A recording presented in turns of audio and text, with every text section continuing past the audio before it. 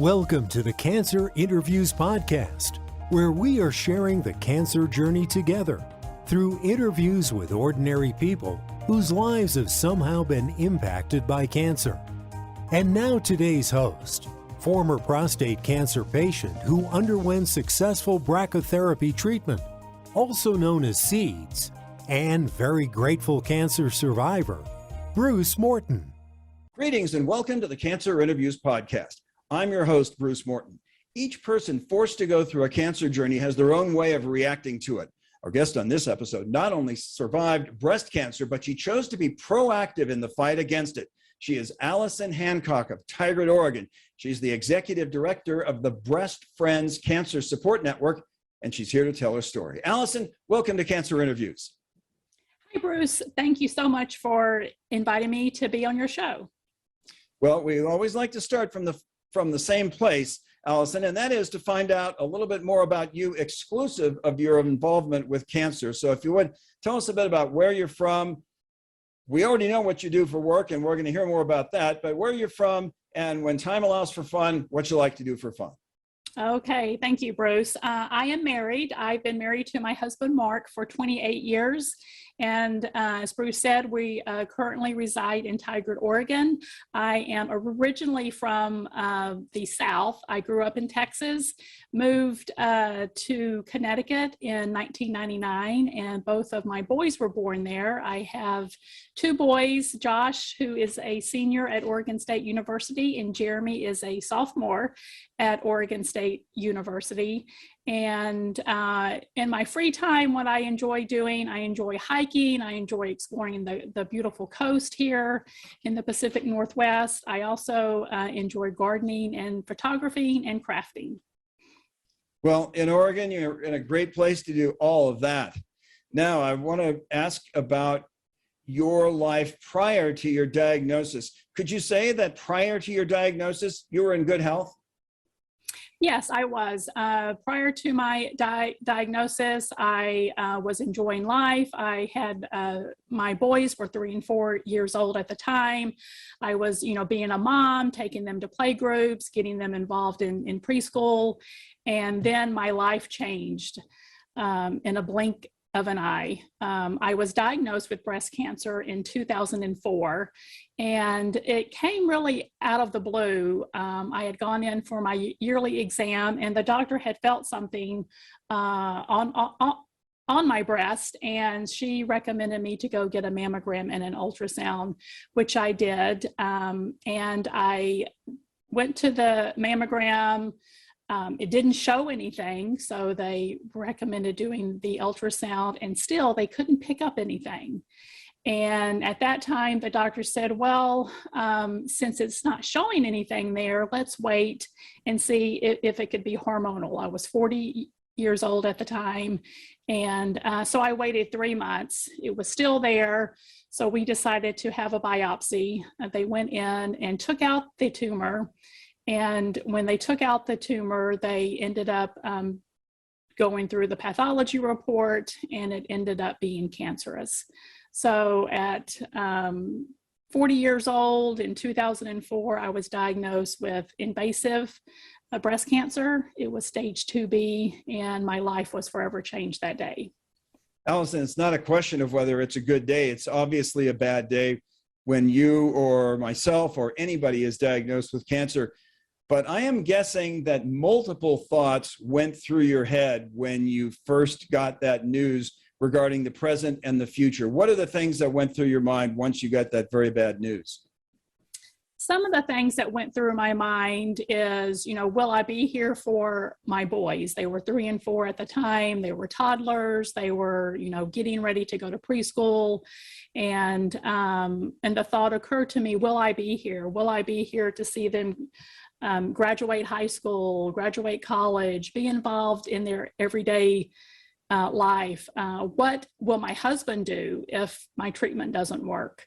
He'll be a single dad, and he'll have to juggle a job and take care of the boys. will the treatment work? Did they catch it in time? Just all these thoughts that go through your head, lots of fear, lots of anxiety. And, you're really putting your trust in your doctors and your medical team to give you the best care possible. And in terms of support, how was Mark? Oh, Mark was wonderful. He was my rock. He was there for me. And one of the things that he did that made it very special for me, I collect angels. They're the willow tree angels. And after each treatment, I had 8 rounds of chemo. I had 4 rounds of idraromycin Cytoxan and then 4 rounds of Taxol. And after each round, he would give me a angel to give me hope. And it signified one step closer to the end of treatment. And so it was very special for me to be able to have his support. He was there with me. He took me to every chemo treatment, was there for the boys. He was just a great support. I couldn't do it without him. By the way, if you like what you hear on this segment, we invite you to subscribe to our podcast by clicking the links below. Once there, you will see a bell icon, and if you click on that, we will notify you when we post a new interview. Allison, with respect to treatment, sometimes breast cancer patients have options in terms of their treatment. Sometimes they don't. Did you have options? I didn't.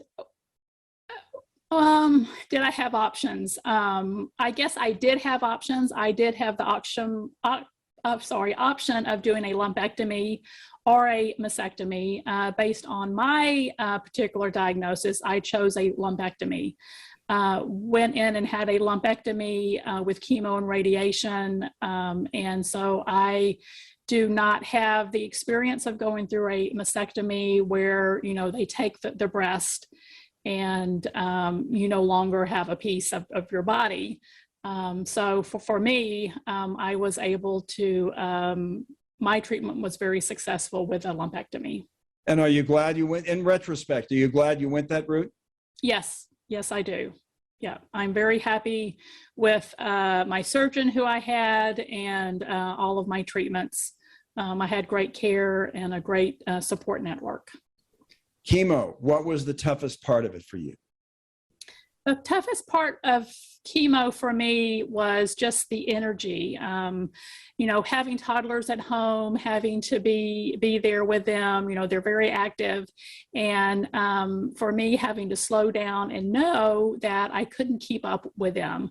And, being 3 and 4 at the time, they really didn't understand what I was going through. They knew that I was losing my hair, that I didn't have enough energy to do the things that I had prior been able to do. But for me, I think it's just the energy, the tiredness, losing your hair. I was raised in Texas. I had big Texas hair.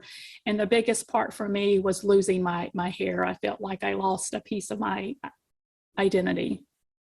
I'm going to invoke a name that you obviously know, and some of the people who have seen some of our viewers know this name, but a key person with the establishment of the Breast Friends Cancer Support Network is Becky Olson.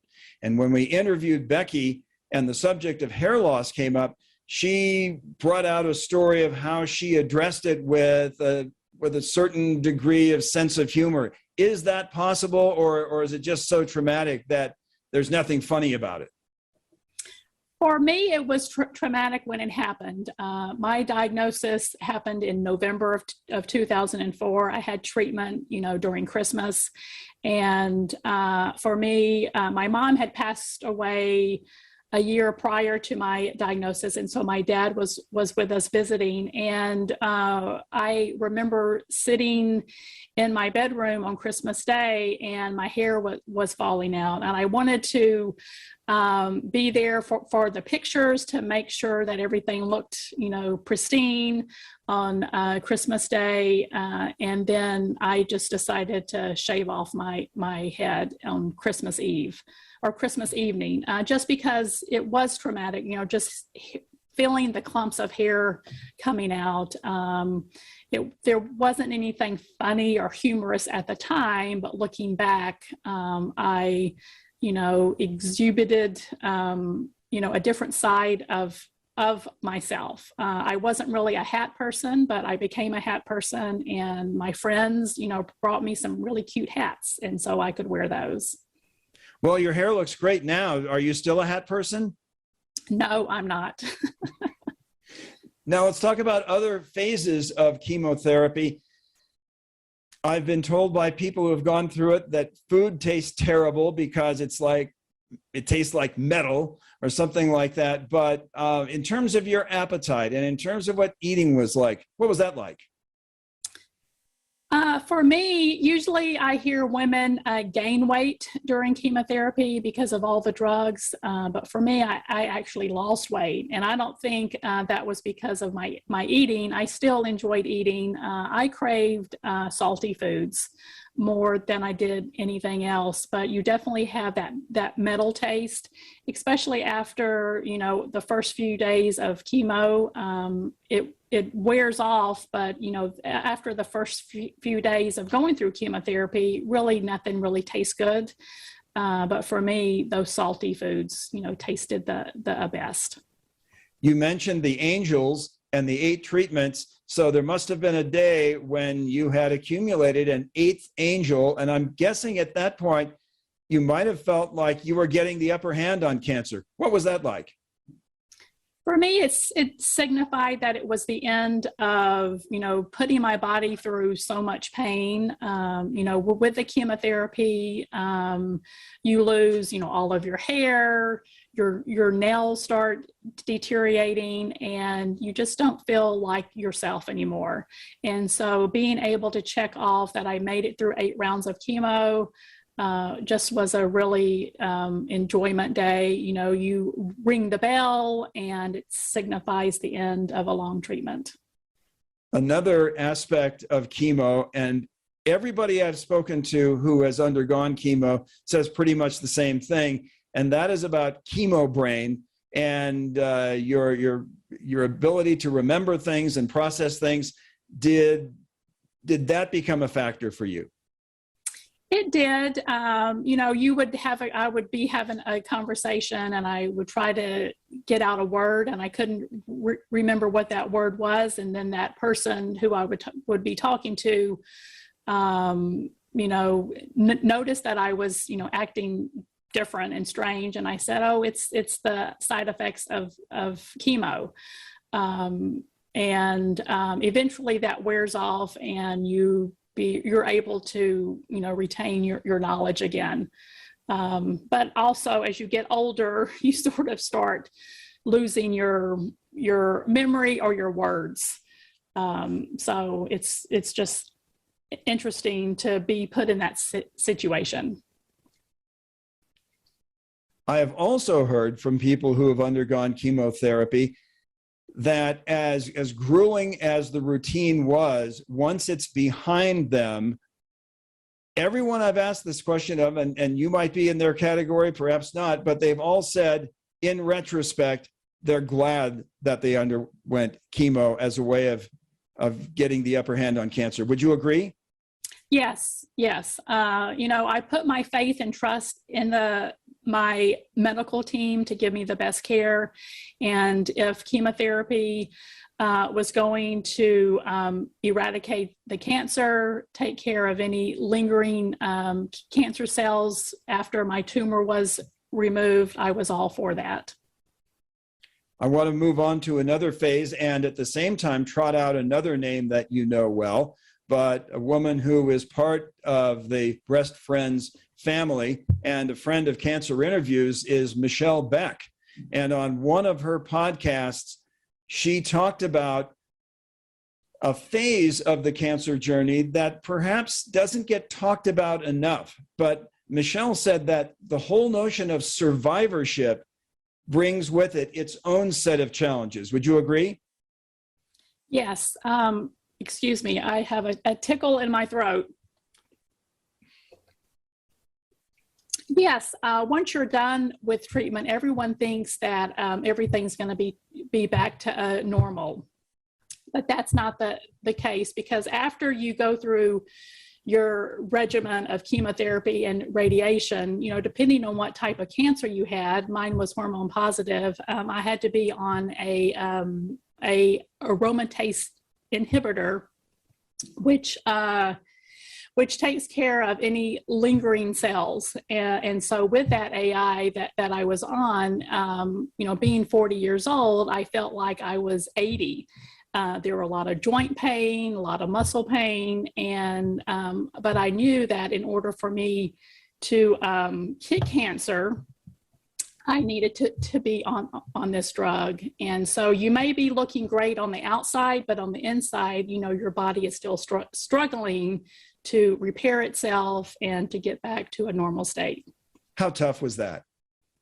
That was really tough. Again, with my boys being so young, I was pretty active prior to cancer. And so being on those drugs, I just had to take more time. I couldn't hike up, I couldn't go on a 5-mile hike like I did previously. I had to work up to that. And eventually, your body gets back into that shape, and your muscles start working again, and your joints feel a lot better. Allison, there was a point in which you had zero involvement with the Breast Friends Cancer Support Network. Now you're the executive director. If you would, take us through the chain of events that led you from point A to point B. Yes. My diagnosis, as I had mentioned, I was diagnosed in 2004, and I was living in Connecticut at the time. And when you're going through that diagnosis, you don't know, what's going to happen. And then fast forward to 2012, my husband accepted a job here in Oregon, and the boys were in middle school. And so I had the opportunity to volunteer. I wanted to get out. I wanted to start meeting people, being new to the area. And so I stopped into the Breast Friends office. It's 5 minutes from my house. And I met Sharon Hennepin, who has been a guest on your show. And I sat down, met with her, and she wrapped me in a big hug. And I said, I'd love to volunteer at Breast Friends. What do you have available? And at that time, they did not have a volunteer coordinator. And so I started volunteering as the volunteer coordinator. And through a series of different events that happened, I became the event coordinator. And then Becky and Sharon were at that stage in their life where they wanted to retire.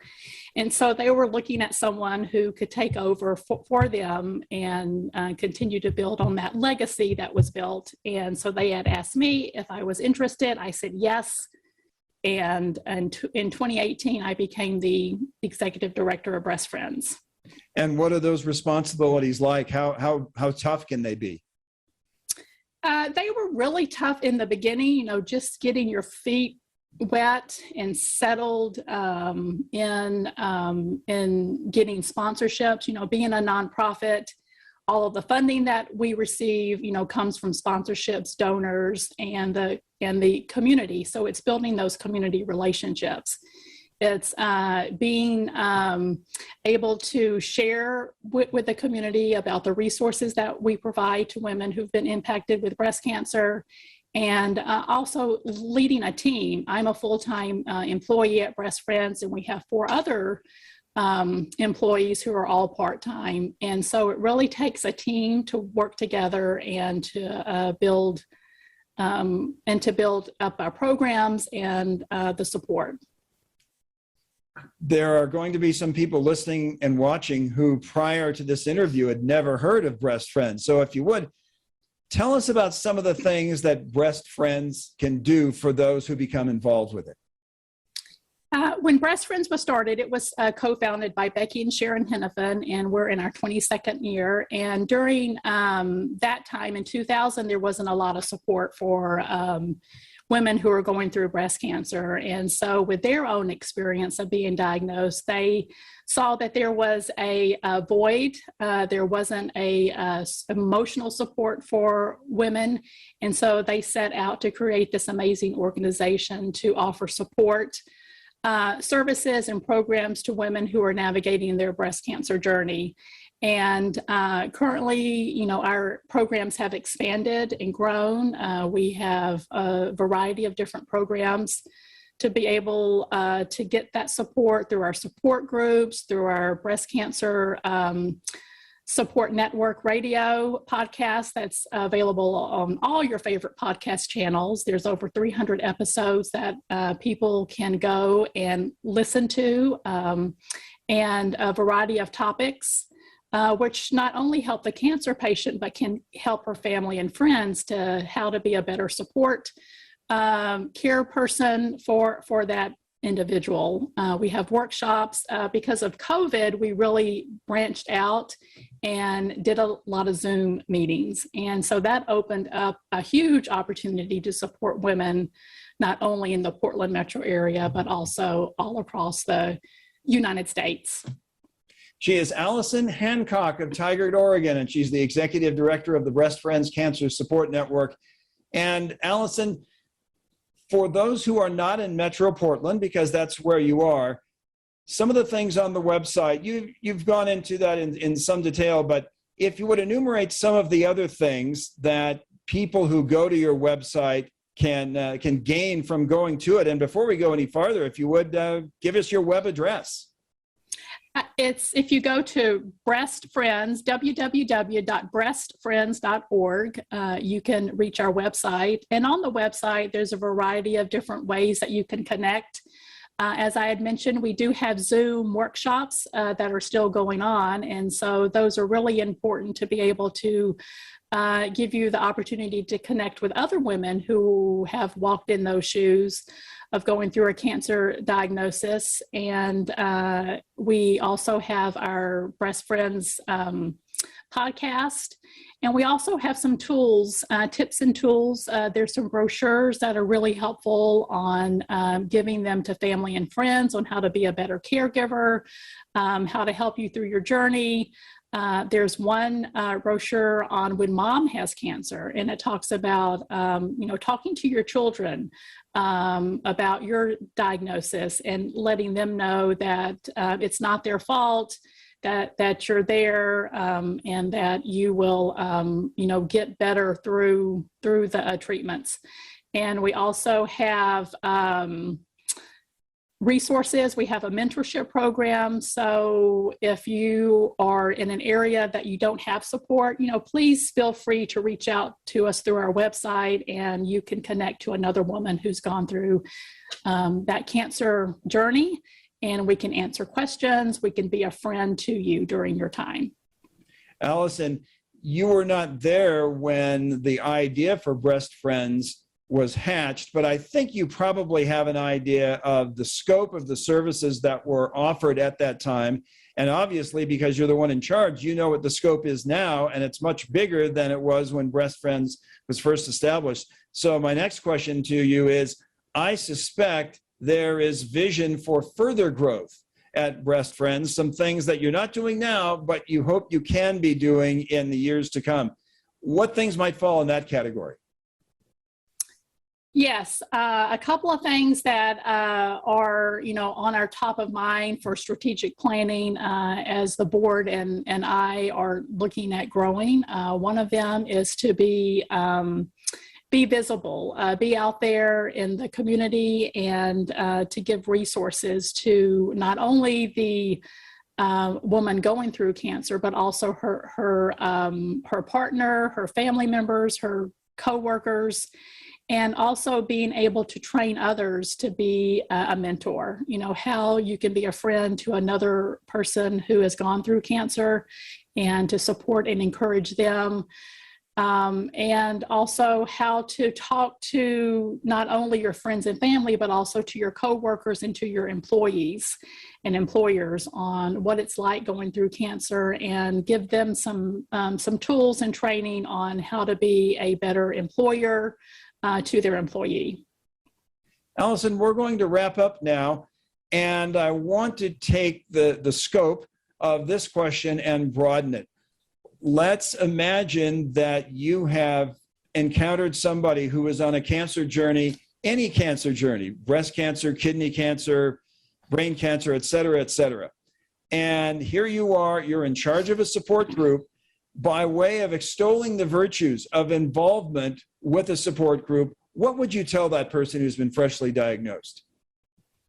I would say for what we do at Breast Friends, when we talk to another woman who calls us and says that they have been recently diagnosed, we really encourage them to get involved in a support group. Breast Friends' mission is to ensure that no woman goes through cancer alone, and that peer-to-peer support is so important to be able to talk to another person.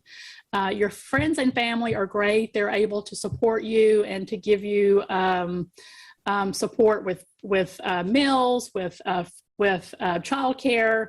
But there's just something about being able to talk to another person who has actually gone through treatment, to understand what it's like going through it, the effects of chemotherapy, the effects of how to manage your anxiety and stress, how to how to navigate this cancer process, and being able to share with another one in a safe place, to let them know that they aren't alone, that they will get the encouragement and hope, and just to be able to be there and to give them support. It's so important to reach out to someone else. And people can find, if you're not in the Portland metro area and you don't have a Breast Friends in your area, or a Breast Friends type of organization, ask your medical provider, ask your nurse navigator on local resources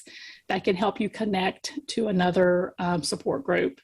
It's just really important to build that community, to let them know that they have a safe place to come to and talk.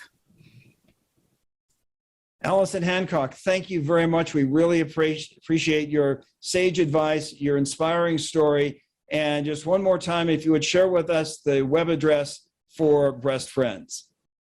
Yeah, thank you, Bruce, for having me. And you can reach out to Breast Friends at www.breastfriends.org. And we would love to connect with you and help you along on your journey. All right, Allison, thanks so much. We really appreciate your time and your story. Thanks for being with us on Cancer Interviews. Thank you, Bruce. And that's going to wrap up this episode of Cancer Interviews. We want to remind you, as we do at the end of each episode, that as you go through a cancer journey, or if you know someone who is, you are not alone. There are people out there just like Allison who have plenty of advice and a bit of storytelling that can be informational and inspirational to help you along your way. So until next time, we'll see you on down the road. Thanks for joining us today. For more information, please visit us online at cancerinterviews.com. We appreciate you tuning in, and we'll see you back here again next time on the Cancer Interviews Podcast.